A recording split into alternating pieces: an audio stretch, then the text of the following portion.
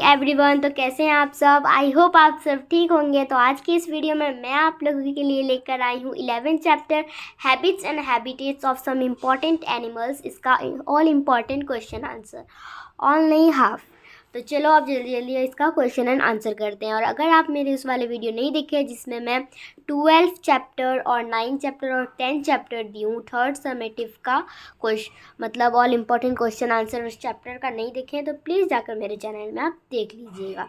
तो अब चलो बिना किसी टाइम वेस्ट किए हुए जल्दी जल्दी इसका आंसर एंड क्वेश्चन करते हैं। तो हमारा पहला क्वेश्चन आता है, what is the behavioural science and behavioural scientist? So the answer will be, you see many such things around you and you really enjoy this sight, but do you know behavioral scientists study animals and insects to research on them. This type of investigation is known as behavior science. तो ये question था हमारा इस पूरे part को लेकर, ठीक है। तो अब हमारा यहाँ से चालू होगा the habits and behaviours of some animals का एंड से, ठीक है। तो सबसे पहले एंड्स का करते हैं। एंड्स, तो हमारा पहला क्वेश्चन है, व्हाट आर नोमैडिक एंट? मतलब नोमैडिक एंट क्या है? In hot countries nomadic ant are found. मतलब हॉट मतलब जहाँ हॉट कंट्रीज होते हैं वहीं पर नोमैडिक एंट पाए जाते हैं। They keep changing their nest from time to time. मतलब वो जो अपने नेस्ट को होते हैं वो नेस्ट बार बार चेंज करते रहते हैं। उसका जो घर होता है वो बार बार चेंज करते रहती है अपने घर को। इतना इन्फॉर्मेशन आपकी बुक में लिखा है। Number 2, what are peasant ant? मतलब पीजेंट एंट क्या है, उसके कुछ इन्फॉर्मेशन लिखने के लिए। तो peasant ant make holes in ground and build nest. मतलब पीजेंट एंट मतलब ज़मीन में ग्राउंड में कहीं पर होल बनाती है और अपना एक नेस्ट बनाती है, घर बनाती है रहने के लिए। The leaves which fall in their nest get rotten and top of them whitest fungus form. This fungus is favourite food for the peasant एंट।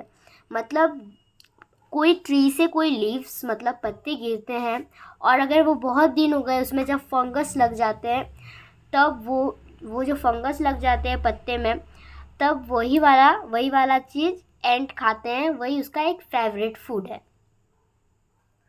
तो इस एंट के बारे में बस इतना ही लिखा हुआ है। और हाँ, और एक है, आप लिख सकते हैं रेड एंट क्या है और ब्लैक एंट क्या है। तो आपको लिखना पड़ेगा red ant are good in fighting in comparison, black ant are more intelligent. मतलब रेड एंट जो होते हैं फाइटिंग और कंपैरिजन में बहुत ही एकदम आगे है और ब्लैक एंट बहुत इंटेलिजेंट है, मतलब बहुत ही समझदार और बहादुर है। अब टर्माइट्स से क्वेश्चन आंसर करेंगे। टर्माइट्स नंबर 1 में है, व्हाट आर टर्माइट्स? मतलब टर्माइट्स क्या है? Termites are social animal. मतलब टर्माइट्स एक सोशल एनिमल है, मीडियम मतलब वैसे ही एक social animal. Number 2, why termites eat wood? Termites eat wood to drive the cellulose and nutrient they need to live. मतलब टर्माइट्स क्यों वुड खाते हैं? क्योंकि जो उसके सेल्यूल्स होते हैं ड्राइव, यही उसको खाने का मिलते हैं, क्योंकि वो सब और कुछ नहीं खा पाते हैं, ये बस छोटे छोटे कीड़े और यही खा सकते हैं। Number 3, who are there in termites family and what do they? In termites family there is a queen, sons and daughter can both be servant, soldier, and worker. The queen of termites is rather bulky. मतलब यहाँ question में पूछा गया है कि termites के family में कौन कौन रहते हैं और वो लोग क्या करते हैं। इन टर्माइट्स फैमिली, टर्माइट्स के फैमिली में एक रानी रहती है, उसके बेटा रहता है, उसका बेटी रहती है और कुछ सर्वेंट सोल्डर मतलब उनके सहायता, मतलब एक सोल्डर्स मतलब सैनिक, सर्वेंट्स मदद करने वाले वर्कर्स रहते हैं। और क्वीन रैदर बल्कि करती है, अपना ट्यूनल्स बनाने के लिए, ट्रैवल करने के लिए बल्कि को रैदर करती है। Number 4, why they do not come out in sunlights? मतलब सनलाइट्स में वो लोग क्यों नहीं आते हैं? Sunlights do not have a hard shell on them. Termites do not have a hard shell on them like another insect, so if they are to expose to sunlight the water in their bodies off, that is the reason they do not come out in sunlight. जैसे दूसरों जैसे दूसरे insect होते हैं, दूसरा insect उसका बहुत ही hard sales होता है, इसका बहुत ही वीक सेल्स होता है, मतलब इसका ज़्यादा मजबूत सेल नहीं होता है, इसलिए वो लोग सनलाइट में नहीं रह सकते।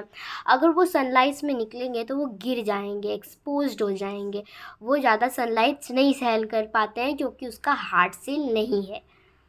अब नंबर 5 में है हाउ डू दे ट्रैवल, मतलब वो कैसे ट्रैवल करते हैं। They make tunnel and travel through them, वो ट्यूनल बनाते हैं, जैसे क्वीन रैदर करती है ना, बल्कि को रैदर करके ट्यूनल बनाती है और उससे ही ट्रैवल करती है।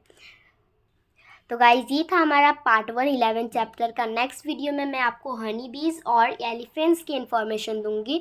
अब चलो नेक्स्ट वीडियो में मिलते हैं। और हाँ, प्लीज़ इस वीडियो को ज़्यादा से ज़्यादा लाइक एंड शेयर ज़रूर कीजिएगा। आप लोग देखते हो लेकिन करते नहीं हो, प्लीज़ कर दीजिएगा। और अगर आप मेरे चैनल में नए हो तो प्लीज़ सब्सक्राइब कर दीजिएगा ताकि मैं कोई भी वीडियो डालूँ आप तक पहुँच सके, ठीक है। तो अब चलो मिलते हैं नेक्स्ट वीडियो में, बाय बाय।